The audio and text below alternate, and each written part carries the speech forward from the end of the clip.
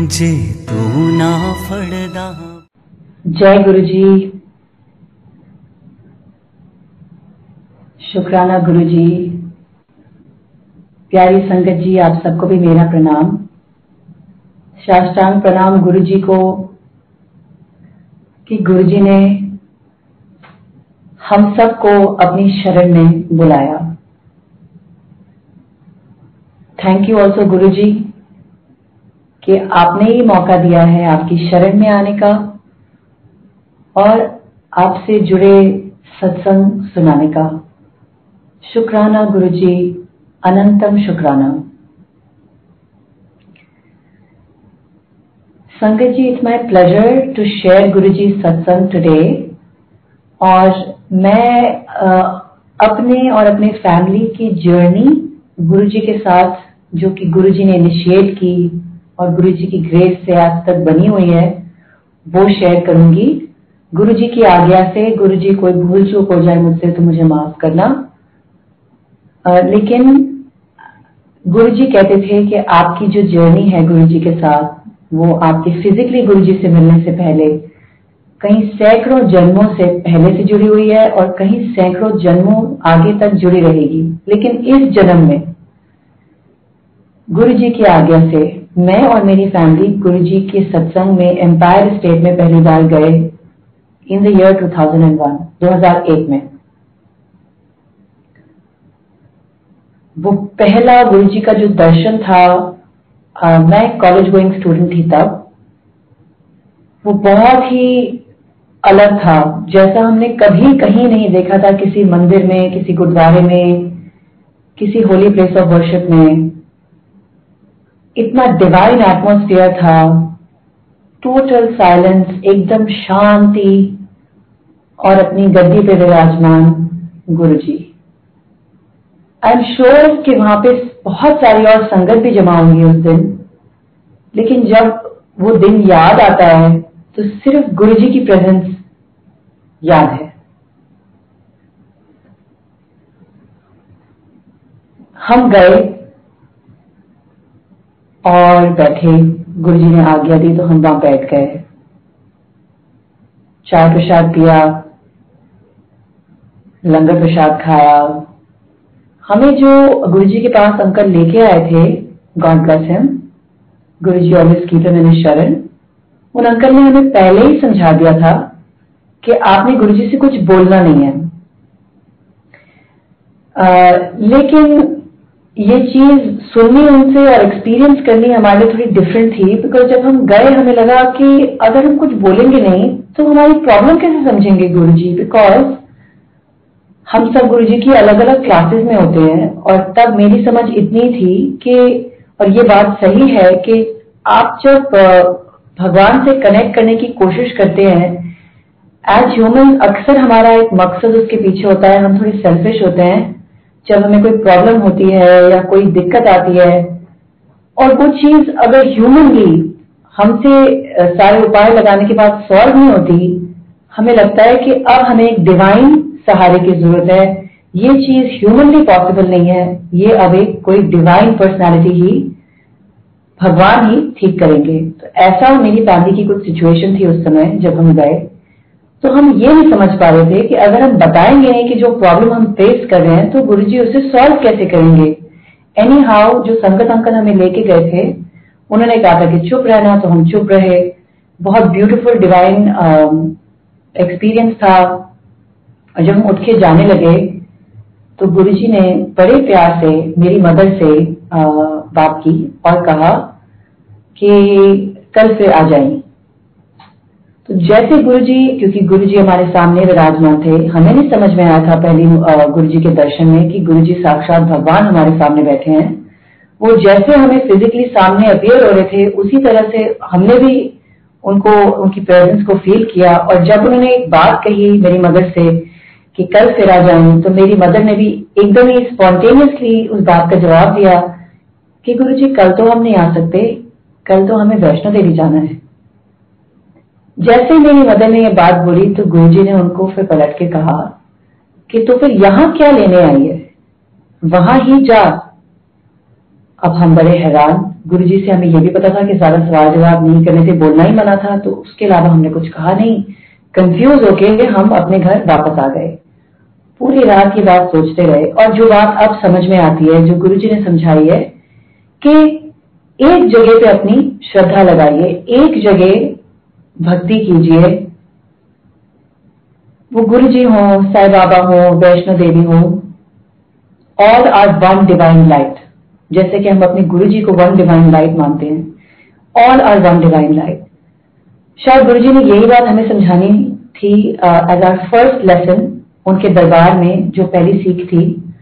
पूरी रात उस समय हम सोचते रहे, कहीं से गुरुजी ने ज्ञान दिया होगा, लेकिन अगले दिन हम पलट के वापस गुरुजी के दरबार आ गए। फिर उसके बाद कहीं नहीं गए, फिर बस गुरुजी के दरबार ही आते रहे। तो गुरुजी ने पहली ही मुलाकात में एक बात समझाई, एक क्रूशियल लेसन सिखाया कि सब साधे कोई न सधे, एक साधे सब सधे। So there he is one divine light. आप उनसे कनेक्ट होके सारी डिविनिटी से कनेक्ट हो जाते हैं। एक जगह अपनी भक्ति लगाइए। ऐसी सीख मुझे लगता है कि हमें भी। ये थी हमारी पहली विजिट। उसके बाद हम ओवरसीज रहते थे एज अ फैमिली। मेरी फैमिली कुवैत में रहती थी, तो हम लोग ऑफन आते जाते रहते थे दिल्ली, और गुरुजी जब जब मौका देते थे तो हम लोग गुरुजी के दर्शन करने जाते थे। और मैं उस समय कॉलेज में दिल्ली में ही पढ़ती थी, पास में, तो मैं अपनी फैमिली के साथ आया जाया करती थी। लेकिन मेरे बारे में एक बात थी कि मैं साईं बाबा को मानती थी, शिरडी साईं बाबा को। तो मैं जब भी गुरुजी के दरबार जाती अपनी फैमिली के साथ, गुरुजी हमेशा मेरी फैमिली को ग्रीट करते, आ गए कुवैत वालों, तेल कड्डो, ऐसे बोलते थे मजाक में। गुरुजी वुड ऑफन जोक, बट वो मुझे कहते थे कि आ गई साईं बाबे वाली, आ गई साईं बाबे वाले आ गए। तो हम तो चुप ही रहते थे। हम उस समय बहुत छोटे भी थे, कुछ समझ में भी नहीं आता था। गुरुजी की बात का कभी कोई जवाब भी नहीं देते थे, तो साइलेंट रहते थे। बट मेरी एक आदत हो गई थी कि मेरी फैमिली सारी गुरुजी के दरबार जैसे ही दरवाजे खुलते थे शाम को पहुंच जाते थे, लेकिन मैं पहले मंदिर जाती थी शिरडी साईं बाबा के, और फिर शाम को लेट रात को छतरपुर से एम्पायर स्टेट सुल्तानपुर में जाती थी अराउंड रात को 10 बजे। कभी ऑटो में, कभी कभार बस में, कभी जैसे कॉलेज स्टूडेंट होते हैं कभी ऑटो में बैठ गए कैसे भी, या कभी किसी फ्रेंड ने ड्रॉप कर दिया। बहुत ही लापरवाह तरीके से गुरुजी के वहां जाते थे 10 बजे। उस समय यूजुअली लंगर भी खत्म हो जाता था, एंड यूजुअली गुरुजी कुछ नहीं कहते थे। इतने हमारे गुरुजी काइंड, मैग्निफिसेंट, मैग्नानिमस हैं। वो हमेशा ही आपको अपने बच्चों की तरह ट्रीट करते हैं। गुरुजी के दरबार में हर एक के लिए जगह है, और नौटी बच्चों के लिए भी जगह है ही। तो गुरुजी कभी कुछ कहते नहीं थे। हम चाहे कितनी लेट क्यों ना जाते थे, गुरुजी प्यार से लंगर खिलाते थे, और फैमिली के साथ हम आज्ञा लेके वापस जाते थे। लेकिन एक दिन क्या हुआ कि जब मैं रात को 10 बजे गुरुजी के दरबार में पहुंची हूँ, तो वहां पे आज्ञा लेने की लाइन लगी हुई थी, और आज्ञा लेने की लाइन में काफी आगे तक, मतलब पीछे तक आ चुकी थी, तो मैं उसमें एकदम पीछे लगी हुई थी। पहली बार सुना कि गुरुजी जोर जोर से कुछ बोल रहे हैं। तब तक तो हमेशा साइलेंस का एटमोस्फेयर रहता था, और गुरुजी जब किसी संगत से बात भी करते थे तो हमें पीछे तक आवाज नहीं आती थी। लेकिन आज मुझे ऐसा लगा कि जैसे गुरुजी जोर जोर से कोई बात बोल रहे हैं। फिर धीरे धीरे मैंने देखा कि सारी संगत आसपास अगल बगल जो बैठी हैं, और मेरे से आगे जो लाइन में क्यू में लगी हैं, वो सब मुड़ के मुझे देखना शुरू हो गई। तो मुझे लगा कि, और क्योंकि हम पंजाबी नहीं बोलते थे एज अ फैमिली, तो मुझे भी समझ में नहीं आया कि गुरुजी क्या बोल रहे हैं पंजाबी में। It was very clear. ये तो समझ में आ रहा था कि गुरुजी झिड़की लगा रहे हैं, गुरुजी गुस्सा है किसी बात से, या किसी बात से नाराज हैं। और मैं फिर और घबरा गई, क्योंकि मुझे रियलाइज हुआ सबके देखने पे कि शायद गुरुजी मुझे से नाराज हैं। और मैं जोर जोर से रोना शुरू हो गई, और मैं वहां से भाग गई बाहर। और मैं बाहर जाके खूब रोई, और पीछे से मेरी मदर आई भागती भागती, और एक संगत के अंकल भी आए, गॉड ब्लेस हिम। तो मेरी मदर आई और कहने लगी, आप कहाँ हो बेटा, शाम से गुरुजी आपका बार बार पूछ रहे हैं, मोबाइल भी नहीं उठा रहे हो। गुरुजी मुझे कितनी बार पूछ चुके हैं आपका। मैंने कहा, आप तो जानते ही हो कि मैं जाती हूँ साईं बाबा के मंदिर, और इसलिए मैं लेट हो गई। तो मेरी मदर ने कहा कि नहीं, पता नहीं क्या बात है, आज गुरुजी शाम से ही तेरा पूछ रहे हैं, पता नहीं आप कहाँ हो, क्यों नहीं आए। तो फिर मैंने एक बात कही, और अंकल भी, एक संगत के जो अंकल थे मुझे समझा रहे थे। मैंने कहा मैं अंदर नहीं जाऊंगी फिर से आज्ञा लेने, बिकॉज मुझे बहुत डर लग रहा है, गुरुजी फिर से डांट लगाएंगे। बट आज्ञा लेने का टाइम था, और घर तो जाना ही था। तो दोनों अंकल ने और मेरी मदर ने समझाया कि नहीं, गुरुजी हमारे बड़े हैं और उनसे आज्ञा तो जरूर लेनी है। तो प्यार से, थोड़ा डांट से दोनों मुझे समझा रहे थे। किसी तरीके से उन्होंने मुझे समझा लिया। मैं बहुत डरते डरते वापस अंदर गई गुरुजी के दर्शन करने, और मुझे लगा ओ माय गॉड, मैं मतलब अंदर से रोने के लिए तैयार थी। मुझे लगा फिर से डांट पड़ेगी, लेकिन जैसे ही मैं गुरुजी के सामने गई और आज्ञा लेने का टाइम आया, मैं झुकी नीचे गुरुजी के पैर पड़ने के लिए। गुरुजी ने इतनी बड़ी स्माइल दी, जैसे कि वो एकदम रेडिएंट, उनका पूरा फेस जैसे चमक रहा था, एक डिवाइन लाइट थी, जैसे एकदम स्माइल उनकी ईयर टू ईयर जैसे कहते हैं, इतनी बड़ी स्माइल देके गुरुजी ने अपना हाथ आगे किया, मुझसे हाथ मिलाया और स्माइल करते हुए कहते हैं जा ऐश कर, जैसे कि वो मुझसे बहुत ही खुश हो किसी बात से। मतलब जो पहले का डांट वाला गुरुजी का रूप था और जो अभी का गुरुजी का रूप था, वो एकदम इतने अलग थे, मेरी समझ में ही नहीं आया क्या हुआ। और गुरुजी के से आज्ञा लेके, ब्लेसिंग्स लेके मैं वापस आ गई। लेकिन लुकिंग बैक मुझे एक बात समझ में आई है जो गुरुजी कर रहे थे, कि वो डांट मुझे नहीं रहे थे, वो झिड़की जो पड़ रही थी वो किसी कष्ट को काट रही थी, मुझ पे आए शायद किसी बला को टाल रही थी। क्योंकि आप तो दिल्ली की हालत जानते ही हैं। A 20-year-old girl traveling around in buses, auto rickshaws and cars, भी आज तो हम इमेजिन भी नहीं कर सकते ये बात, रात के 10 बजे तो क्या, शाम के भी समय। लेकिन उन दिनों भी ये कोई सेफ बात नहीं थी, अनसेफ ही थी। और गुरुजी ने मुझ पे आए किसी कष्ट को उस दिन टाला है। मैं इस बात का धन्यवाद गुरुजी से आज तक करती हूँ, क्योंकि हमें समझ में भी नहीं आ रहा होता कि हम क्या गलतियां, क्या रिस्क ले रहे होते हैं लाइफ में।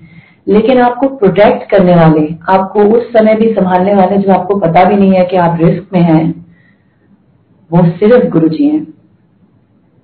ओनली रब ही ये काम कर सकते हैं। एक जगह पे बैठ के हर जगह पे होना, ये किसकी निशानी है? एक जगह पे बैठ के अपनी संगत की, दुनिया की किसी भी कोने में प्रोटेक्शन करना, ये सिर्फ भगवान की एक क्वालिटी है, जो कि हमारे गुरुजी हैं। तो ऐसे ही केयर फ्री और मौजे करते करते, जैसे कि मैंने आपसे कहा, मैं कॉलेज में थी। मेरे पेरेंट्स बहुत सीरियसली जाके गुरुजी के वहां ध्यान लगाते थे। मैं एकदम नॉन सीरियस थी, नॉटी बच्चे जिसे आप कहते हैं।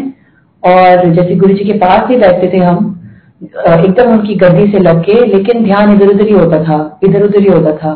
और ऐसे गुरुजी ने कई बारी डायरेक्टली बात करके एक बात समझाई कि वो आप जो सोच रहे हो ना, आपके जो थॉट्स में है, चाहे आप कोई बहुत अच्छी बात सोच रहे हैं या आप कोई बहुत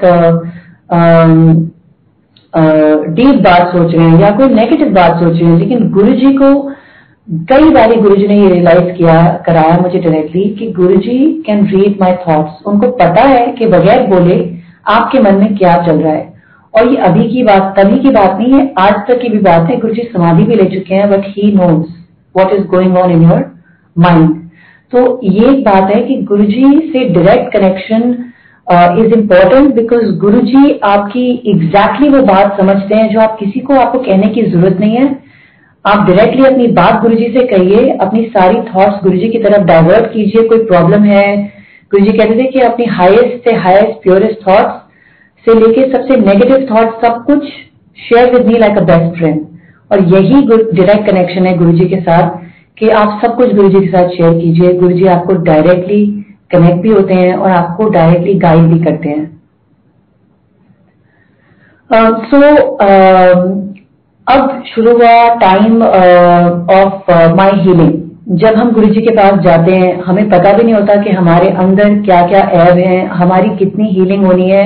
हम शायद मन में कोई बात सोच के जाते हैं कि हमें ये चाहिए या वो चाहिए, या मेरा ये काम हो जाए, वो काम हो जाए। हर किसी की जर्नी कहीं से शुरू होती है गुरुजी के साथ, लेकिन गुरुजी को आपका सब कुछ एक्सरे विजन की तरह, उनको आपका अगला पिछला सब कुछ पता होता है और वो सब कुछ आपके लिए पहले क्योर कर रहे होते हैं। तो हम कोई चीज अगर सोचते हैं, मांगते हैं गुरुजी से, the reason that is not right is क्योंकि आप तो मांग लेंगे और गुरुजी इतने अमेजिंग है, इतने दान करते हैं गुरुजी, इतने दयालु हैं कि इतने प्यार करते हैं अपनी संगत से। आपकी मांगी हुई चीज तो आपको मिल जाती है, लेकिन हमें नहीं पता कि असल चीज क्या है जो गुरुजी हमें देना चाहते हैं।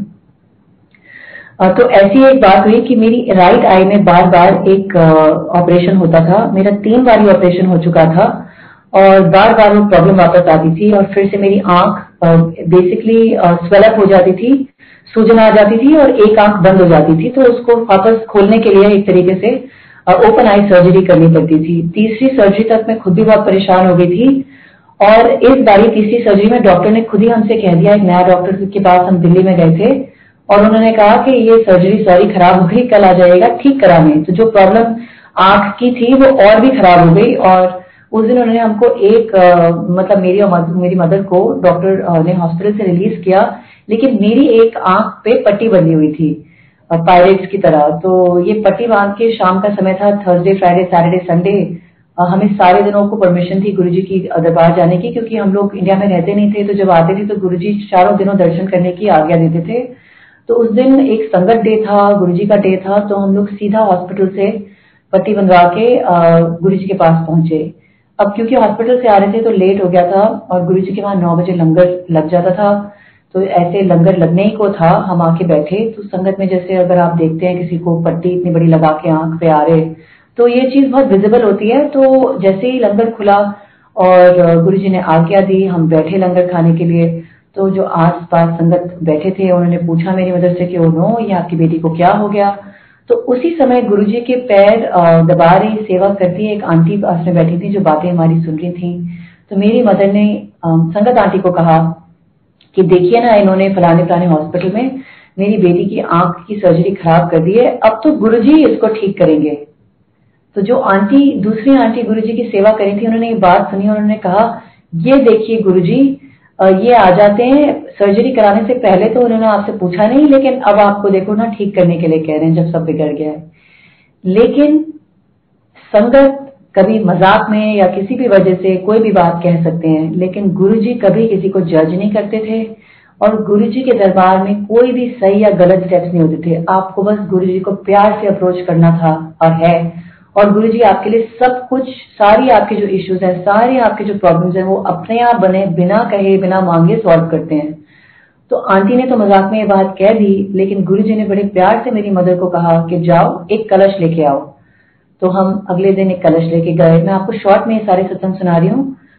शॉर्ट में ये है कि गुरुजी ने कहा कलश लेके आइए, तो हम जल्दबाजी में जो कलश मिला ले आए। जैसे ही गुरुजी ने देखा उन्होंने कहा कि ये कलश नहीं हो सकता, और आंटी ने हमको समझाया कि कलश एकदम शाइनिंग होना चाहिए।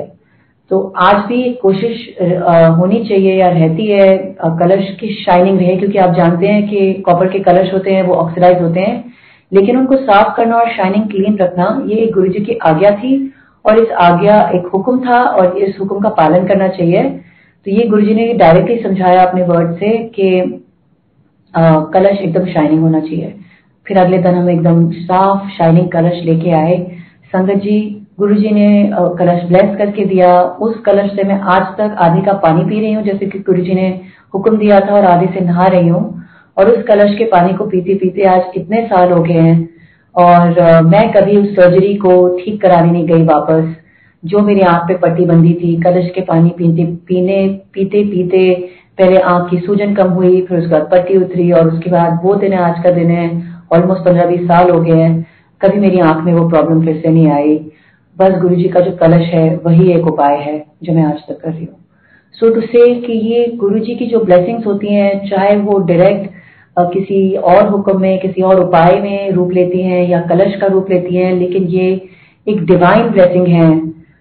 जो चीज मेडिकल साइंस नहीं कर सकती आपके लिए, वो चीज गुरुजी की ब्लेसिंग्स करती हैं, कभी कलश के फॉर्म में या कोई और बताए हुए फॉर्म में। और इसके कई सैकड़ों एग्जाम्पल संगत में ऑलरेडी अवेलेबल है, लेकिन ये मेरा पर्सनल एक्सपीरियंस है कि कलश के होते हुए मुझे अपनी आंख की खराब हुई सर्जरी को कभी ठीक नहीं कराना पड़ा। आज हम वीडियो पे नहीं है, लेकिन मेरी आंखें दोनों बिल्कुल परफेक्टली फाइन है। जय गुरुजी, आपका प्रणाम गुरुजी, शुक्राना। गुरुजी मोस्टली जो हम एम्पायर स्टेट में गुरुजी के दर्शन करने जाते थे उन दिनों, तो एम्पायर स्टेट में ही हमारे दर्शन होते थे। जो फंक्शन डेज होते थे बड़े वाले, न्यू ईयर पे हो गए एक्सेट्रा, गुरु पूर्णिमा पे, वो बड़े मंदिर में मनाए जाते थे। तो ऐसे करते करते हमारे लिए मंदिर, जैसे हम जहाँ माथा टेकने गुरुजी बुलाते थे उस समय एम्पायर स्टेट जाते थे। तो एक बारी क्या हुआ कि जैसे कि मैंने आपको बताया हम लोग इंडिया से बाहर रहते थे, तो मेरा एक इंटरव्यू कॉल आया इंडिया। लेकिन वो इंटरव्यू कॉल लंदन की एक यूनिवर्सिटी के लिए था जहां मुझे मास्टर्स पढ़ने जाना था। तो मुझे लगा, और उन दिनों एक लो कॉस्ट एयरलाइन चलती थी, आप सुबह जाके शाम को वापस आ सकते थे। तो मेरे को लगा कि मैं सुबह जाऊंगी और शाम को वापस आ जाऊंगी। फैमिली में भी किसी को इन्फॉर्म नहीं करूंगी, क्योंकि एक दिन में दिल्ली में बहुत सारी जगहों पे जाना मिलना वगैरह थोड़ा मुश्किल होता है। तो मैंने अपने एक कजन ब्रदर को इन्फॉर्म किया कि मुझे एयरपोर्ट से ले लेना, इंटरव्यू पे ड्रॉप कर देना और फिर वापस एयरपोर्ट ड्रॉप कर देना। तो ऐसे मैं एक दिन के लिए सिर्फ इंडिया आई, दिल्ली आई, और गुरुजी की पुल एक ऐसी स्ट्रॉन्ग पुल थी कि despite being young and not so connected at that time, जो कि मैं सोचती थी कि शायद मेरे पेरेंट्स ज्यादा कनेक्टेड होंगे उस समय, लेकिन जब हम एम्पायर स्टेट क्रॉस कर रहे थे एयरपोर्ट के रास्ते में, तो एक अंदर से जैसे एक हार्ट की आपकी कॉल होती है कि आप शायद गुरुजी को रियलाइज करें ना करें, आप शायद गुरुजी को वर्चुअली या एक्चुअली सरेंडर करें ना करें, लेकिन अंदर से आपका एक इमोशनल कनेक्शन होता है गुरुजी के साथ। और एक मुझे ऐसे फील हुआ कि मुझे गुरुजी के से दर्शन किए बने गुरुजी के, मुझे वापस नहीं जाना चाहिए। तो मैंने अपने कजन से कहा, और ऐसे ही कहा कि प्लीज गुरुजी के वहां चलते हैं माथा टेक के, वरना वैसे ही घर पे बहुत डांट पड़ेगी। ऐसे करके मैंने उसको जस्टिफिकेशन दी। But the pull was emotional, without even knowing कि क्यों मैं ऐसा करना चाहती हूँ। गुरुजी के मंदिर आया और हम गुरुजी के मंदिर में दोनों जाके गुरुजी के दर्शन करने बैठ गए। तो हम जाके पीछे बैठ गए, क्योंकि गुरुजी तो हमेशा जब भी हम लोग दर्शन करते थे गुरुजी की फैमिली के साथ, तो मेरे मदर या फादर से ही बात होती थी, तो हमें तो कोई एक्सपेक्टेशन भी नहीं थी। हम तो माथा टेक के और गुरुजी के दर्शन करके एयरपोर्ट को निकलने को थे। तो जैसे ही हम जाके बैठे तो गुरुजी ने इशारे से हमें बुलाया। तो मेरा कजन तो उठा नहीं, और मुझे भी पहले लगा कि मुझे तो नहीं बुला रहे होंगे गुरुजी, बिकॉज आई मीन एक्सपेक्टेड नहीं था। फिर दूसरी बात ये आई कि नहीं, एक्चुअली गुरुजी वाकई मुझे ही बुला रहे हैं। फिर मुझे लगा कि मैं गुरुजी की बात कैसे समझूंगी, क्योंकि गुरुजी तो पंजाबी बोलते हैं और मुझे तो पंजाबी आती ही नहीं। तो एक ये बात ये भी थी। तो फिर मैंने कहा कि अच्छा ठीक है, तो मैं आगे गई गुरुजी के पास और सुनने लगी कि गुरुजी क्या कह रहे हैं। उसके बाद संगत जी समथिंग अमेजिंग हैपेंड, जो मुझे समझ ही नहीं आया। लेकिन जैसे मैंने आपसे कहा था, गुरुजी से आप डायरेक्ट कनेक्ट कर सकते हैं। गुरुजी को एक्चुअली सब कुछ पता होता है टेलीपैथिकली कि आपके साथ, आपके अंदर और आपके साथ आपकी लाइफ में क्या चल रहा है। तो गुरुजी ने पंजाबी में बोला, लेकिन मैं आपको हिंदी में सुनाऊंगी कि अच्छा तो तू कैसे आई। तो मैंने अपना मुंह खोला ये बताने के लिए कि मैं बताऊंगी कुछ के इंटरव्यू में ऐसे कुछ। मैंने अपना मुंह खोला ही था, मैंने कुछ बोला नहीं, मेरे मुंह से एक वर्ड नहीं निकला। उतने में ही गुरुजी ने खुद ही जवाब दे दिया, और गुरुजी कहते हैं अच्छा अच्छा अच्छा इंटरव्यू देने आई है, अच्छा। फिर गुरुजी ने एक सेकंड सोचा, फिर गुरुजी कहते हैं हाँ वहां तो तेरी एडमिशन पक्की है। तो फिर से मैंने कहा थैंक यू गुरुजी, ऐसे कुछ मैंने बोला। फिर गुरुजी कहते हैं कि हाँ फाइनेंस अच्छी लाइन है। मुझे लगा कि फिर मैं कंफ्यूज हो गई, बिकॉज मैंने फाइनेंस में अप्लाई नहीं किया था एक्चुअली मास्टर्स के लिए। तो मुझे लगा कि फिर मैंने कुछ बोला नहीं, क्योंकि मुझे लगा कि शायद मैंने गलत सुना होगा। तो गुरुजी ने फिर से रिपीट किया, हाँ ठीक है फाइनेंस अच्छी लाइन रहेगी। और फिर जैसे गुरुजी ने आगे दे दी तो मैं जाके पीछे बैठ गई। मुझे समझ ही नहीं आया, मेरे को लगा कि मैंने एक डिफरेंट लाइन में स्ट्रैटेजी में और एचआर में अप्लाई किया है, तो ये कैसे हो गया। लेकिन देखिए संगत जी, गुरुजी की बात पत्थर की लकीर होती है। उसके बाद मैं वापस चली गई अपनी होम कंट्री, इंडिया मैंने छोड़ दिया।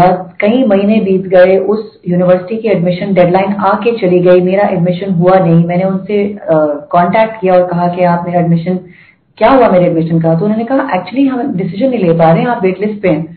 क्योंकि I was one of the youngest candidates जो उन्होंने अप्लाई किया था, तो उनका ये मानना था और फीडबैक था कि आप रुक के भी अप्लाई कर सकते हैं, आपको अभी अप्लाई करने की क्या जरूरत है। तो मैं रुक के बैठ गई, मुझे लगा पता नहीं यहाँ होगा कि नहीं होगा एडमिशन। लेकिन गुरुजी की बात थी पत्थर की लकीर कि यहाँ तो तेरी एडमिशन पक्की है, तो वो चीज होके रही। और एडमिशन के बाद जो वेट लिस्ट की डेडलाइन थी वो भी आके चली गई, लेकिन फाइनली उनका कॉल आया और उन्होंने कहा कि you are admitted to this university. तो ये है गुरुजी की बात के बगैर आपके कहे वो सब जानते हैं कि आप किन कोशिशों में हो और आप क्या करना चाहते हैं। और एक अमेजिंग बात मैं आपको बताती हूँ कि उस समय मुझे खुद नहीं पता था कि मैं फाइनेंस पढ़ूंगी या फाइनेंस लाइन में जाऊंगी, क्योंकि मैंने स्ट्रैटेजी और एचआर की एप्लीकेशन दी थी। लेकिन अगेन गुरुजी की बात पत्थर की लकीर, जो गुरुजी ने कहा था बिल्कुल वैसे हुआ। मैं आपको 15 साल आगे की बात बता रही हूँ कि मेरा पूरा प्रोफाइल और सारा प्रोफेशनल एक्सपीरियंस फाइनेंस में हुआ है गुरुजी की ग्रेस से। सो जो चीज आपकी प्रोफेशनल करियर डेवलपमेंट में आगे होने वाली थी, ये भी गुरुजी को उस समय पता था जब हम सिर्फ स्टूडेंट्स थे या स्टूडेंट्स बनने की एडमिशन ले रहे थे। सो ये कौन कर सकते हैं, सिर्फ गुरुजी कर सकते हैं। उनकी एक अमेजिंग डिविनिटी जो है उनको सब कुछ आपका अगला पिछला पता है, वो आपको हर चीज के लिए ब्लेस कर रहे होते हैं, लेकिन हमें असल चीज मांगनी होती है, जॉब, एडमिशन, ये वो एक्सेट्रा कभी नहीं मांगनी होती गुरुजी से, बिकॉज ये सब तो आनी जानी चीजें हैं, अगर होनी होंगी और गुरुजी को लगेगा आपके लिए सही है तो वैसे ही दिलवा देंगे। असल चीज होती है गुरुजी के साथ कनेक्शन मांगना, उनके साथ उनका नाम मांगना, उनसे जुड़े रहने की इच्छा, एक इमोशन होना, वही सबसे असल चीज है। और एक यही चीज काम आती है और कोई चीज लाइफ में काम नहीं आती। अब मैं आपको बताती हूँ क्यों। क्योंकि थोड़ा समय थोड़ा आधा ही रह गया है, तो अब मैं बाकी के सत्संग शॉर्ट में स्पीड अप करके सुनाने की कोशिश करूंगी।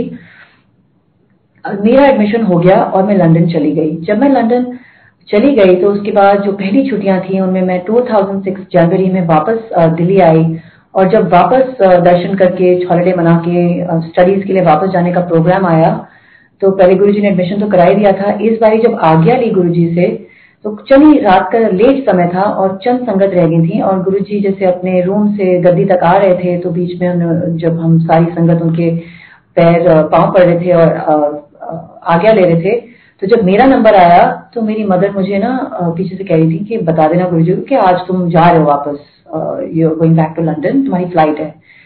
तो मैं मन ही मन सोच रही थी कि गुरुजी को तो पता ही होगा, बताने की क्या जरूरत है, बट फिर आप मदर से आगे, तो मैंने गुरुजी को धीरे से हेजिटेटिंगली थोड़ा डरते डराते बोल दिया कि गुरुजी आज मेरी लंदन की फ्लाइट है, ऐसे ही एकदम धीरे।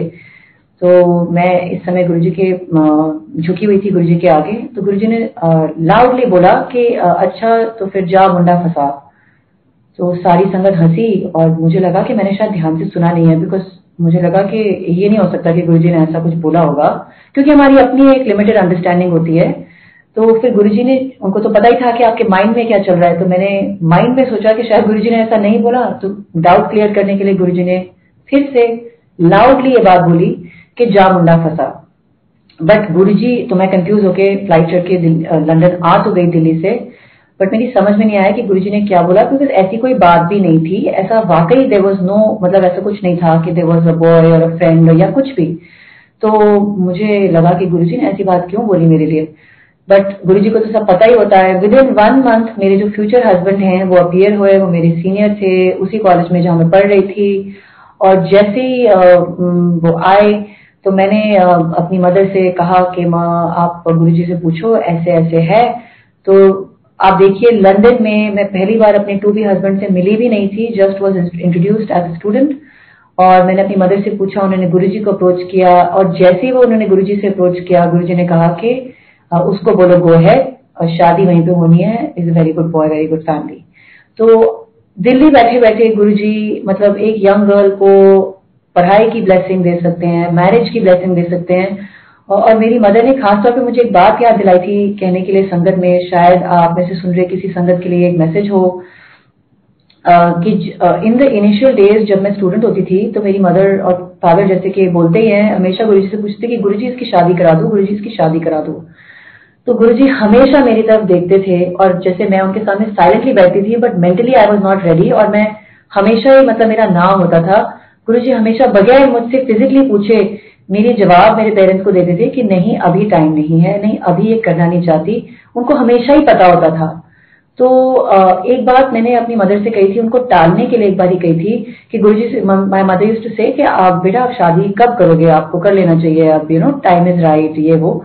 तो मैंने एक बार अपनी मदर को एक 20 पॉइंट्स की लिस्ट बना के मजाक में दी थी संगत जी कि नहीं मुझे ना मेरी रिक्वायरमेंट्स बहुत लॉन्ग है, तो आई नीड यू नो, मैं इन सब बातों में मानती नहीं हूँ, बट ऐसे ही अपनी मदर को थोड़ा बिजी रखने के लिए मैंने कहा कि you know boy should be a Brahmin, he should have a sister, he should be non smoking, he should have gone to this university, he should have done this degree, he should be working here, he should have this kind of background. मतलब मैंने सब एक लंबी 20 points की very detail list बना दी कि जैसे कोई इम्पॉसिबल लिस्ट हो, ताकि मम्मी थोड़ी बिजी हो जाए और बार बार मुझसे शादी का पूछना भूल जाए। यू वोंट बिलीव इट संगत जी, जब फाइनली गुरुजी ने ब्लेस किया शादी के लिए, तो जो मेरे देन और अब करंट और टर्न फ्यूचर हस्बैंड थे वो एग्जैक्टली उसी लिस्ट के क्राइटेरिया को मैच करते थे। तो जो बात मैंने अपनी मदर को कभी घर पे बताई होगी ऑलमोस्ट मजाक में, वो गुरुजी को कैसे पता लगी, उन्होंने कैसे ऐसा लड़का अरेंज किया, ये सब गुरुजी के मिरेकल्स हैं। हम सोच भी नहीं सकते कि गुरुजी आपको क्या ब्लेस करना चाह रहे हैं। हमें सिर्फ गुरु जी से डायरेक्टली कनेक्टेड रहना चाहिए, उनको ध्यान करना चाहिए और उनके बारे में कैसे इमोशनली हम उनसे कनेक्ट करें ये सोचना चाहिए। बाकी सारे आपके जो फिजिकल काम होते हैं लाइफ के, जॉब, पढ़ाई, मैरिज, चिल्ड्रन, उन सब के लिए गुरुजी आपको ब्लेस करते हैं और बगैर मांगे ब्लेस करते हैं। अब गुरुजी ने मेरी शादी भी करा दी और अब ईयर 2007 आ गया जब गुरुजी ने समाधि ले ली। जब गुरुजी ने समाधि ली, क्योंकि हमारी लिमिटेड अंडरस्टैंडिंग होती है, हम फिजिकली लिमिटेड ह्यूमन बीइंग्स होते हैं, तो नॉट ओनली मी, मेरी फैमिली में सब लोग एंड आई एम श्योर सारी संगत जी भी, उन्होंने गुरुजी को बहुत मिस किया, बहुत ज्यादा मिस किया। हमें ऐसा लगा जैसे हमारी जिंदगी में से पता नहीं बस लाइफ फोर्स मिसिंग हो गई है। और मैं लंदन में रहती थी उस समय और बहुत गुरुजी को मिस करती थी। और समाधि लेने से पहले गुरुजी ने मेरी मदर को एक सेवा दी थी। उन्होंने कहा था कि सत्संग कराया कर, लंगर खिलाया कर। तो मेरी मदर ने हमारी होम कंट्री में जाके ये सेवा शुरू कर दी थी, लेकिन लंदन में ऐसा कोई सत्संग था नहीं। मैंने बहुत ढूंढा, मैंने सोचा और मैं बस रोती रहती थी घर पे गुरुजी को याद करके कि गुरुजी आप कहाँ गए, गुरुजी आप कहाँ गए। लेकिन गुरुजी तो कहीं नहीं गए, गुरुजी यही हैं हम सबके बीच एंड बिल्कुल ही बगैर फिजिकल लिमिटेशंस के। तो ये बात गुरुजी ने रियलाइज की एक रात को, ऑलमोस्ट गुरुजी की समाधि के 1 साल बाद गुरुजी ने मुझे ड्रीम दर्शन दिए, जिसमें बेसिकली लॉन्ग स्टोरी शॉर्ट, मैंने एक गाड़ी देखी जिसको गुरुजी चला रहे हैं और गुरुजी ने मुझे उसमें गाड़ी में बिठा लिया। अब इसका क्या मतलब होना था वो हमको अगले 5 साल में समझ में आया, बिकॉज उस ड्रीम दर्शन के तुरंत विदिन 6 मंथ्स मेरी सिस्टर ने मुझे लंदन में विजिट किया और उसने कहा कि हम गुरुजी को इतना मिस करते हैं, वहां ममा भी सत्संग करा रही हैं, हम यहाँ पे सत्संग करा लेते हैं। तो जो मेरी यंगर सिस्टर है उसको गुरुजी हमेशा देख के बोलते थे, हम दोनों को जब हम दरबार में आते थे गुरुजी हमेशा कहते थे कौन वड्डी, तू वड्डी की तू वड्डी, क्योंकि क्रोनोलॉजिकली और हाइट में भी मैं अपनी सिस्टर से बड़ी हूँ, लेकिन स्पिरिचुअली मेरी सिस्टर मुझसे बड़ी है। मैं बहुत सारी बातें अपनी सिस्टर से सीखती हूँ। तो संगत जी, मेरी सिस्टर ने, मेरी यंगर सिस्टर ने, जिसको गुरुजी वड्डी सिस्टर बोलते थे, उसने आके लंदन में कहा कि सत्संग शुरू करते हैं। जब पहला सत्संग शुरू किया, सिर्फ मेरी सिस्टर, मैं और मेरे हस्बैंड थे। हमारे घर में हमने गुरुजी का सिंपल चाय, लंगर, प्रसाद, कड़ा प्रसाद बना के सत्संग शुरू किया और हमने एक बात शेयर की अपनी मदर से कि आज हमने यहाँ लंदन में भी सत्संग शुरू किया है। उसके अगले हफ्ते मेरी सिस्टर चली गई वापस, वो यूएस में रहती है। तो मैंने गुरुजी से बात की मेंटली और मैंने कहा गुरुजी देखिए, आज मेरे हस्बैंड भी लेट आएंगे ऑफिस से, सिर्फ आप और मैं होंगे, तो नो प्रॉमिसेस, आज हम बैठेंगे आप और मैं, और लेकिन हो सकता है कि अगले हफ्ते मैं भी लेट हो जाऊं ऑफिस से, तो फिर अगले हफ्ते से नहीं करेंगे। ऐसा मैंने गुरुजी से मैं बात कर रही थी और अगेन चाय प्रसाद बनाया, मंत्र जाप किया, कड़ा प्रसाद बनाया। उन दिनों तो खाना भी नहीं ठीक से बनाना आता था। तो ये हमारी स्टेज थी। उसके बाद Sanjay ji, something amazing happened. मैंने गुरुजी से कहा कि गुरुजी अगले हफ्ते कुछ कह नहीं सकते, क्या होगा, सत्संग होगा कि नहीं होगा। एंड गुरुजी अपने आप संगत के फोन आने शुरू हो गए। एक संगत आंटी, जिनको मैं बहुत टाइम से खुद फोन कर रही थी कि आपको कुछ सत्संग के बारे में पता है, उन्होंने खुद मुझे फोन किया, कहा आपने सत्संग शुरू कराया, अच्छा मैं इस हफ्ते आना चाहती हूँ। एक और अंकल थे, वो मेरे ही कॉलेज में स्टूडेंट थे, उनको भी मैंने बुलाने की कोशिश की थी पहले, उनका जवाब इतने दिनों तक नहीं आया। उन्होंने वापस फोन किया कि अगले सत्संग मैं आ रहा हूँ।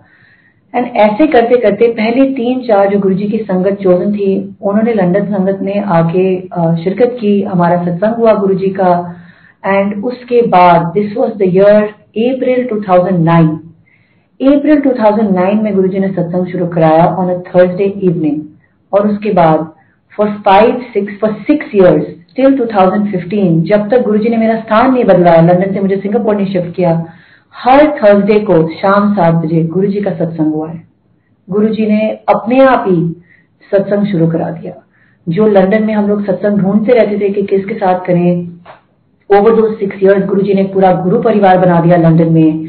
और इतने सारे गुरुजी ने ब्लेसिंग्स शावर की लंदन संगत में, जिनकी शादी नहीं हो रही थी उनकी शादी कराई, जिनके बच्चे नहीं हो रहे थे उनके बच्चे कराए, जिनकी मेजर डिजीज थी उनको क्योर किया। ये सारे संगत के मिरेकल्स हमने अपनी आंखों के सामने होते ऐसे प्ले आउट किए कि जैसे फिजिकली गुरुजी हमारे साथ उन संगत में थे, सत्संग में थे, कि जैसे जब हम एम्पायर स्टेट में जाते थे और गुरुजी के दर्शन करते थे, जब वो फिजिकली प्रेजेंट थे, हमने वो सारे गुरुजी के दर्शन लंदन में एक्सपीरियंस किए।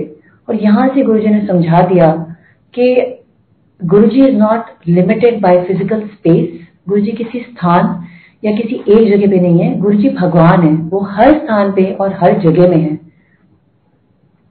ड्यूरिंग दिस टाइम जो 6 साल गुरुजी ने सत्संग की सेवा दी लंदन में, हर थर्सडे सत्संग चलाए। इस दौरान मैं मैरिड भी हो गई, मेरे 2 बच्चे गुरुजी की ग्रेस से भी हुए।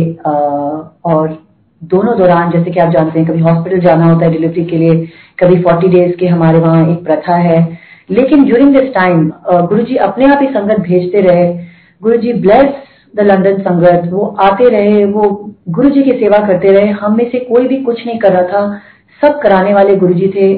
हमारा कोई उसमें श्रेय नहीं है, लेकिन कोई अपनी मर्जी से सत्संग में आ नहीं सकता, कोई अपनी मर्जी से सत्संग करा नहीं सकता, और कोई अपनी मर्जी से सत्संग से जा नहीं सकता। आपकी ये सारी जो 3 चीजें हैं सत्संग रिलेटेड, ये कंप्लीटली गुरुजी के कंट्रोल में है। हमारा सत्संग में आना या किसी का भी आना, सत्संग करवाना और सत्संग को जितनी टाइम तक आप अटेंड कर पाते हो, ये सारी चीजें गुरुजी प्री डिटर्मिन करके भेजते हैं, उनके हाथ में होती है। तो बहुत बड़ी महा ब्लेसिंग होती है सत्संग अटेंड कर पाना। और यही एक चीज है जो हमें गुरुजी से मांगनी है कि गुरुजी प्लीज हमें सत्संग अटेंड कराते रहिए, हमें सत्संग में रखिए, आपके साथ जूम पे रखिए, अपने घर में, अपने स्थान, पूजा के स्थान पे रखिए, कहीं पर भी रखिए।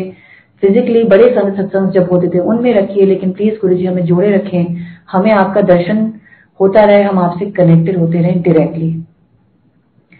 तो शॉर्ट में एक और सत्संग, 2 सत्संग है रिलेटेड टू मेरे दोनों बच्चों के नाम। जब मेरा पहला बेबी होने वाला था तो गुरुजी ने मेरा बर्थडे 12 अक्टूबर को होता है। गुरुजी ने ईयर 2010 12 अक्टूबर को मेरी सिस्टर को दर्शन दिए रात को 3 बारी। वो यूएस में रहती थी, मैं लंदन में रहती थी, और उसको दिखाया कि मेरे पास एक बेबी है। तो सुबह बर्थडे विश करने के लिए जब मेरी सिस्टर ने मुझे कॉल किया तो उसने कहा कि हैप्पी बर्थडे, और एक बर्थडे गिफ्ट है गुरुजी की तरफ से। एंड मैंने मेरे गुरुजी के दर्शन हुए हैं कल रात को, और गुरुजी ने ऐसा ऐसा दिखाया है कि you are having a baby. तो मैंने हंस के अपनी सिस्टर को टाल दिया और कहा ऐसी कोई बात नहीं है, डेफिनेटली ऐसी कोई बात नहीं है, but thank you, happy birthday की विशेष लेके मैंने कुछ नहीं सोचा। Sangat ji, few months later when I conceived, आप तो जानते ही हैं जब आप अल्ट्रासाउंड के लिए जाते हैं तो डॉक्टर्स आपको एक एक्सपेक्टेड ड्यू डेट बताते हैं, जो कि आपकी फाइलों में और रिपोर्ट्स पे रहती हैं, और बेबीज यूजुअली उसके आगे पीछे आते हैं, बट एक एक्सपेक्टेड ड्यू डेट रहती है आपकी फाइल में। यू वोंट बिलीव इट, जो मेरी फाइल में हमेशा ही मेरी ड्यू डेट रही, which was 12 October 2011। So in other words exactly 1 साल बाद जो चीज होने वाली थी, वो 1 साल पहले मेरे बर्थडे पे गुरुजी ने मेरी सिस्टर को दिखा दी थी।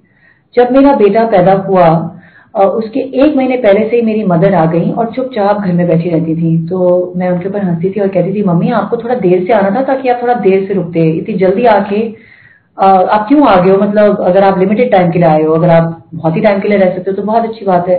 लेकिन ना मम्मी मेरे साथ कहीं जाती थी, ना कोई वॉक पे जाती थी, ना कहीं उनका जाने का मन होता था। मैं उनसे कहती थी मेरे फ्रीडम के आखिरी दिन है, तो आप चलिए मेरे साथ, हम कुछ आउटिंग करते हैं, कहीं बाहर जाते। बट वो सारा टाइम घर पे बैठी रहती थी, और कहीं बाहर भी जाती तो चुप चुप रहती थी। मेरी समझ में कुछ नहीं आया, और हम लोग डिलीवरी के दिन हॉस्पिटल पहुंच गए। जब हम हॉस्पिटल पहुंच गए तो लॉन्ग स्टोरी शॉर्ट, मेरे लेबर में एक कॉम्प्लिकेशन आ गई। जहां सब कुछ स्मूथली जा रहा था, सडनली उन्होंने कहा कि बेबी का हार्ट बीट नहीं मिल रहा है, और मुझे इमरजेंसी के लिए ऑपरेशन थिएटर में ले गए। मेरे हस्बैंड से पेपर साइन करा लिया। मेरी mother through out this time operation theatre तक जाने तक मेरे साथ रूम में थी, बट ऑपरेशन थिएटर में जब मैं गई तो मुझे आवाजें आने लगी कि बेबी का हार्ट बीट नहीं मिल रहा, इमरजेंसी इमरजेंसी अलार्म बज रहे थे। तो मैं ना कांपने लगी, और कांप के मैं जो ऑपरेटिंग ट्रॉली होती है उससे मेरी ना शरीर ऊपर बार बार हिलने लगा। तो उस समय मुझे किसी की आवाज आई बड़ी काइंडली कि अगर आप स्ट्रेस करोगे तो आपका बेबी भी स्ट्रेस करेगा। तो मेरी बात समझ में आ गई कि सिचुएशन बहुत सीरियस है, और मुझे फिर ध्यान आया, क्योंकि हम लोग लेबर रूम में गुरुजी के शब्द सुन ही रहे थे, मंत्र जाप चल रहा था, कि यहाँ ऑपरेटिंग थिएटर में मेरे पास गुरुजी की ना फोटो थी ना कुछ था। मैंने तुरंत आंखें बंद की और मैंने गुरुजी से कनेक्शन किया, और मैंने उस समय कुछ प्रे भी नहीं किया, क्योंकि आप इतने घबराए होते हैं, आपको कुछ समझ में नहीं आता। बट मैं सिर्फ गुरुजी के ध्यान किया और गुरुजी से कनेक्ट हुई। दूर से कुछ आवाजें आई, और जैसे जैसे डॉक्टर्स ने कहा वैसे मैंने किया, और बेबी वॉज बॉर्न। तो मैं बहुत डरी हुई थी, क्योंकि मैंने सुना था कि अगर बेबी को हार्ट ब्रीथ की या कोई ऑक्सीजन की कमी हो जाती है तो उनकी डेवलपमेंट पे, या बेबी नॉर्मल नहीं होता, या कुछ भी हो सकती है, कॉम्प्लिकेशन हो सकती है। ऐसे मुझे कुछ घबराहट थी। तो जब तक बेबी मेरे हाथों में नहीं आया मैं थोड़ी घबराई हुई थी। लेकिन जैसे गुरुजी के काम होते हैं, जैसे ही बेबी आया तो डॉक्टर ने कहा कॉन्ग्रेचुलेशन, आपका बेबी बॉय हुआ है, परफेक्टली नॉर्मल, 10 on 10 एक स्कोर होता है आपका का। तो मैं बड़ी हैरान हुई, मैंने कहा पर डॉक्टर मैं तो इतनी घबराई हुई थी, आपने कहा था कि हार्ट बीट नहीं मिल रहा। तो डॉक्टर कहते हैं हाँ हमें भी समझ में नहीं आया प्रॉब्लम क्या हुई, हमें लगता है कि मशीन मैल फंक्शन हो गई। लेकिन संगत जी, मशीन मैल फंक्शन होना ना होना तो एक बात है, लेकिन गुरुजी पे आपने जहाँ ध्यान लगाया है, वो गुरुजी आपकी अरदास कभी खाली नहीं जाने देते। मैंने तो उसी समय ध्यान लगाया जब सारी प्रॉब्लम आ चुकी थी, बट जो मेरी मदर ने हमें बाद में शेयर किया, उनको मेरी डिलीवरी से 1 महीने पहले गुरुजी ने दर्शन देके दिखा दिया था कि कुछ इमरजेंसी होने वाली है, कुछ पेपर साइन होंगे। तो माय मदर हैड अंडरस्टूड कि कोई कॉम्प्लिकेशन आने वाली है, तो वो 1 महीने से आके लंदन में हमारे साथ रह के सिर्फ और सिर्फ मंत्र जाप करी थी। मंत्र जाप में इतना पावर होता है कि कोई न्यू लाइफ जो आने वाली होती है, अगर उसके साथ भी एसोसिएटेड कोई कॉम्प्लिकेशन हो सकती हैं, तो वो पहले से ही गुरुजी टाल देते हैं। तो मेरी मदर ने सिर्फ और सिर्फ, वो कहती है, 1 महीने मंत्र जाप किया, इसलिए वो इतनी साइलेंट रहती थी। और मंत्र जाप से वी बिलीव कि मेरा बेटा गुरुजी की ग्रेस से, सिलेक्टेड सोल्स होते हैं जो बच्चे गुरुजी की ग्रेस से आते हैं, और थैंक्स टू गुरुजी, शुक्राना गुरुजी कि उन्होंने ये प्रसाद मुझे दिया। और इस समय एक और बात हुई कि गुरुजी ने डिलीवरी के समय उसका नाम भी दिखाया। हमने 3 नाम सिलेक्ट किए थे, मैंने और मेरे हस्बैंड ने, और उन 3 नामों में से सारे 3 नाम गुरुजी ने दिखाए जैसे मूवी स्क्रीन पे आते हैं और चले जाते हैं गुरुजी की मूर्त के सामने। और एक बेबी था और उसके सामने एक नाम आके रुका, और फिर वही नाम ईशान हमने हमारे बेबी बॉय का रखा। ऐसे ही जब मेरी डॉटर पैदा हुई तो गुरुजी के का संकेत एक्सपेक्टेड था, और हम बहुत पॉजिटिव और होपफुल थे कि गुरुजी नाम बताएंगे। लेकिन मेरी मदर ने एक चीज कही डिलीवरी के 1 दिन पहले, उन्होंने कहा कि गुरुजी नाम क्यों बताएंगे, क्योंकि गुरुजी तो ऑलरेडी एक नाम दे चुके हैं। तो मैं बड़ी हैरान हुई, मैंने कहा गुरुजी ने कब नाम दिया? तो मेरी मदर ने एक बात याद दिलाई कि मेरे गुरुजी ने ना मेरी मदर का नाम गौरी आंटी रखा हुआ है, तो मेरी mother is known as Gauri aunty. Guruji ने उनका नाम चेंज किया है, लेकिन इससे पहले उन्होंने एक नाम दिया था मम्मी को कई साल पहले, जब मैं गुरुजी के पास जाना शुरू किया था, दैट वाज मीरा। तो उस समय मेरी मदर, मतलब फॉर एनी रीजन उन्होंने कुछ सोचा होगा या झिझक थी, बट उन्होंने नाम चेंज नहीं किया। एंड फाइनली गुरुजी जब टाइम आया चेंज करने का नाम, तब गुरुजी ने नाम गौरी रख दिया। सो ऐसे मेरी मदर का नाम तो चेंज था, तो मेरी मदर ने मुझे याद दिलाया मेरी डॉटर के होते समय कि एक नाम गुरुजी दे चुके हैं, वो है मीरा। तो बट मैं मानने को तैयार नहीं थी, मुझे लगा कि नहीं गुरुजी को इंडिकेशन देंगे, क्योंकि मेरा मन था मेरी डॉटर को नूर नाम देने का, because as we know Noor means light, और मुझे नाम का मीनिंग बहुत पसंद था। तो मैं होप कर रही थी कि सब अग्री कर जाएंगे फैमिली में नूर नाम रखने के लिए, या गुरुजी अपने आप से ही मोहर दे देंगे नाम रखने की। लेकिन ऐसा कुछ नहीं हुआ। 2 दिन हो गए, मेरे हस्बैंड ने कहा कि अब बेबी को घर जाना है, आपको नाम बताना पड़ेगा। तो मैंने कहा गुरुजी आपने क्यों नाम नहीं दिया? मैं डायरेक्टली उनसे बात कर रही थी अपने आप ही हॉस्पिटल रूम में। तो मैं, जैसे कि होता है, मैंने कहा चलिए एक बार ही चेक करते हैं, शायद मम्मी की बात सही थी, गुरुजी नाम दे चुके हैं इसलिए इस बार नाम नहीं बता रहे। तो मैंने अपने फोन पे गूगल में खोला और देखा, और जो पहली मीरा नाम की स्पेलिंग आई मेरे सामने, that was MEIRA, name meaning in Hebrew light, इसका मतलब है रोशनी। तो ये एक अमेजिंग एक्सपीरियंस था कि गुरुजी ने जो नाम का मीनिंग मुझे चाहिए था वो मीरा नाम में दिखा दिया। उसके बाद मैं कभी भी गूगल पे जाऊं और सर्च करूं, वो सेम रिजल्ट आता नहीं है, लेकिन इट्स अ फैक्ट कि इसी चीज को देख के फिर मेरी बेटी का नाम, अब गुरुजी का देवा नाम मीरा है। शुक्राना गुरुजी। और अब नाम से रिलेटेड जो हमारे पास रिमेनिंग समय है, उसमें मैं एक अपनी मदर का सत्संग शेयर करना चाहूंगी। गुरुजी किसी वजह से नाम चेंज करते थे। वो हमेशा मेरी मदर से कहते थे कि अपना टेवा किसी को भी दिखा ले, 55 साल के बियॉन्ड तेरी लाइफ नहीं है। तो मेरी मदर की रियली और जन्म कुंडली में बहुत लंबी लाइफ लिखी नहीं थी। She was aware of this, पर उन्होंने ये बात हमसे शेयर की नहीं थी। ऑन Feb 3rd of 2019 मैं ऑस्ट्रेलिया एक हॉलिडे के लिए गई थी सिंगापुर से। मेरी सिस्टर यूएस में थी और मेरे पेरेंट्स इंडिया में थे किसी काम से, और उस दिन उनको फ्लाइट पकड़ के वापस कुवैत जाना था जहां रहते हैं।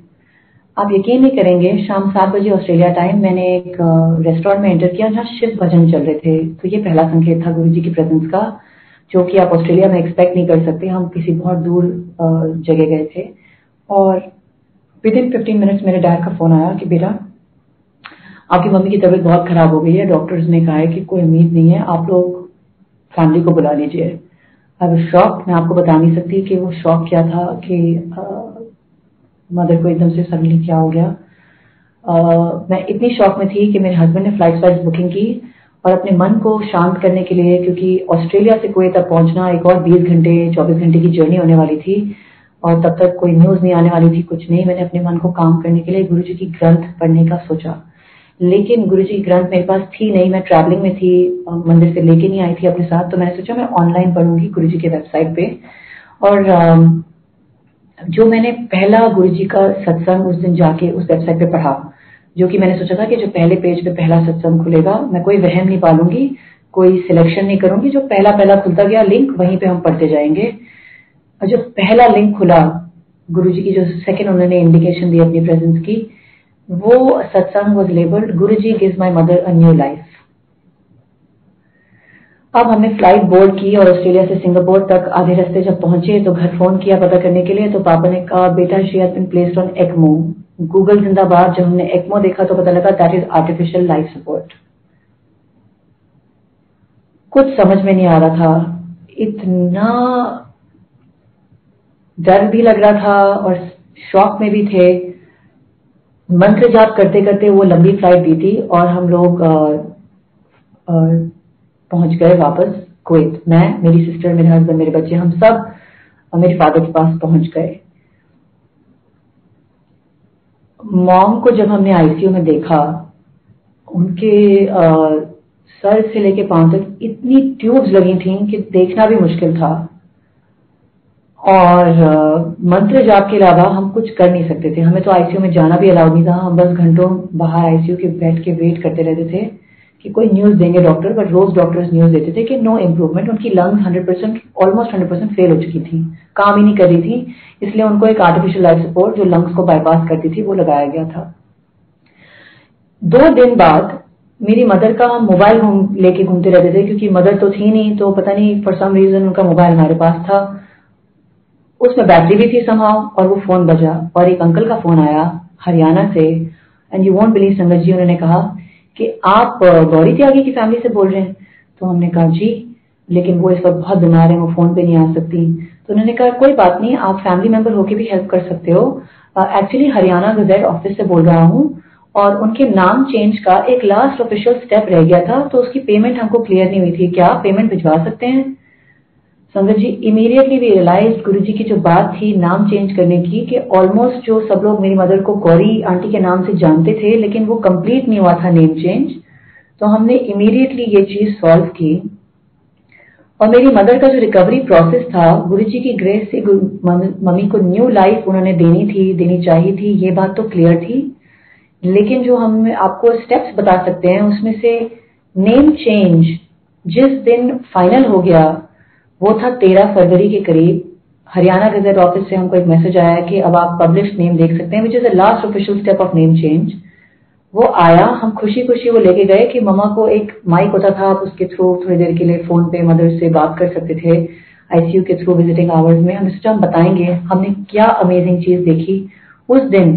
2 हफ्ते बाद हमारी मदर, मैं और मेरी सिस्टर देख के हैरान हुए, बैठी हुई थी और फिजियोथेरेपिस्ट के साथ फिजियोथेरेपी कर रही थी। उनको ट्यूब्स उतनी ही लगी हुई थी, तो आप इमेजिन नहीं कर सकते कितनी ट्यूब्स लगी थी, but we saw her sitting up. पहला इंडिकेशन गुरुजी की तरफ से कि चीजें ठीक हो सकती हैं। अगेन उस चीज में बहुत लंबा टाइम लगा और ये अपने आप में एक बहुत बड़ा सत्संग है, लेकिन मैं आपको ये बता सकती हूँ कि गुरुजी नाम चेंज कर सकते हैं, नाम चेंज करके न्यू लाइफ दे सकते हैं। वी फर्मली बिलीव कि मेरी मदर को एक कंप्लीट न्यू लाइफ गुरुजी ने दी है।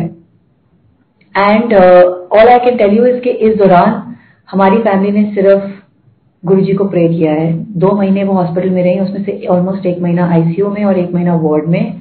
और आईसीयू के समय जितने टाइम वो थी हम तो उससे मिल नहीं सकते थे, और जो जब वार्ड में भी आ गई सिर्फ और सिर्फ मंत्र जाप चलता था या शब्द चलते थे। और सिर्फ जब विजिटिंग वाली सिचुएशन हो गई वार्ड में, तब रोज जो संगत जी हमारी फैमिली फ्रेंड या जो भी थे मिलने आते थे 5-10 मिनट के लिए भी, हम उसमें सत्संग करते थे। कोई चाय प्रसाद बना के लेके आता था, गुरुजी कहते ही थे फोटोग्राफ में वो खुद मौजूद हैं, और हॉस्पिटल में भी सत्संग होता था।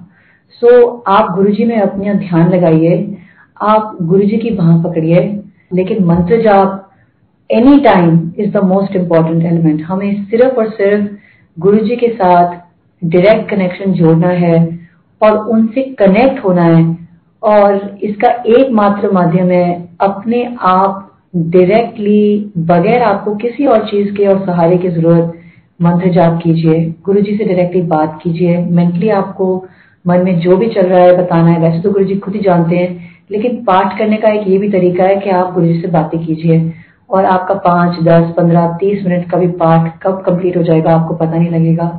और आप इसमें आपसे गुरुजी से अपनी सारी प्रॉब्लम शेयर कर सकते हैं, सारी अचीवमेंट शेयर कर सकते हैं, जो कुछ भी आप फेस कर रहे हैं वो सब अपना बेस्ट फ्रेंड, अपने फादर, अपने मदर, अपने क्लोजेस्ट फ्रेंड, अपने ब्रदर सिस्टर समझ के, गुरुजी को अपना सब कुछ समझ के आप उनसे शेयर कर सकते हैं। क्योंकि देखिए, डॉक्टर्स अपना एक काम करते हैं और फैमिली मेंबर्स प्रेयर के अलावा कुछ नहीं कर सकते।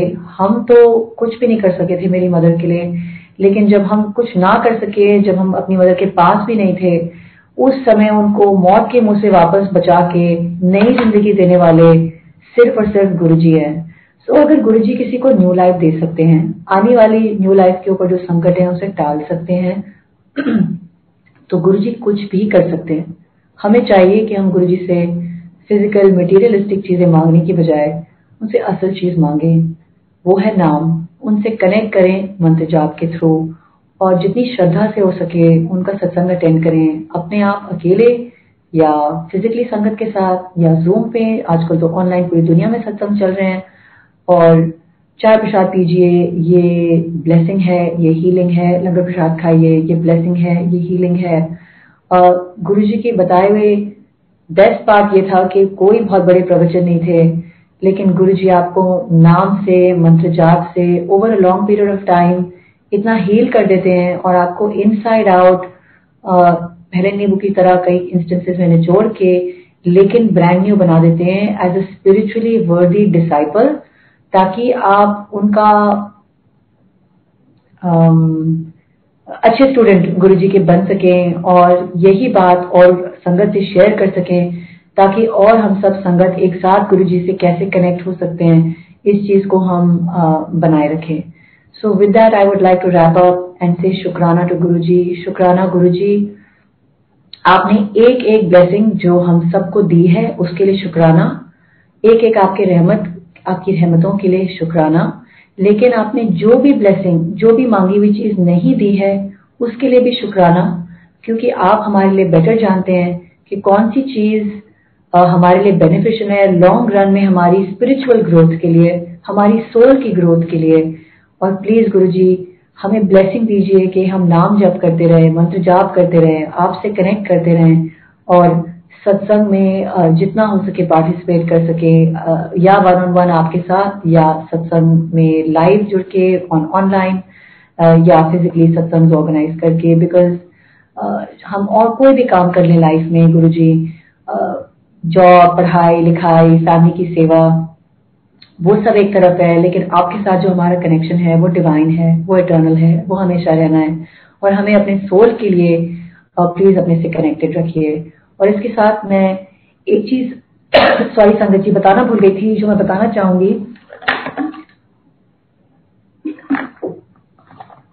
जाते जाते कि गुरुजी ने एक बात even as a young girl मुझे बार बार बुला के जो अपने वर्ड से समझाई थी, मैं आपके साथ शेयर करना चाहती हूँ। गुरुजी हमेशा कहते थे कि फैमिली में माँ बाप बच्चों की सेवा करें, बच्चे मिलके माँ बाप की सेवा करें, तब जाके गुरु बीच में बैठता है। और एक और बात वो बताते थे कि जैसे आप अगर घर पे लड़ाई करके सत्संग में आके अटेंड कर रहे हैं तो उस दिन ब्लेसिंग 0 है। ये 2 बातें हैं जो गुरुजी बार बार मुझे बुला के, जैसे कि मैंने आपसे कहा यूजुअली फैमिली से बात करते थे, लेकिन बार बार गुरुजी बुला के बात समझाते थे। तो मुझे लगता है कि ये एक मैसेज है सारी संगत के लिए कि अगर हम फैमिली में एज ए यूनिट एक दूसरे की सेवा कर रहे हैं, यही गुरुजी का बताया हुआ उपाय है, तब गुरुजी प्रसन्न है, तब गुरुजी हम सबके बीच में बैठे हैं और तब गुरुजी हमारी फैमिली यूनिट को चला रहे हैं। सो शुक्राना गुरुजी, ऐसे ही हम सबको आपसे जुड़े रखना और हमारी इंडिविजुअल सबकी, सारी संगत की फैमिली यूनिट्स में आप हमेशा विराजमान रहें। शुक्राना गुरुजी, शुक्राना गुरुजी, शुक्राना गुरुजी।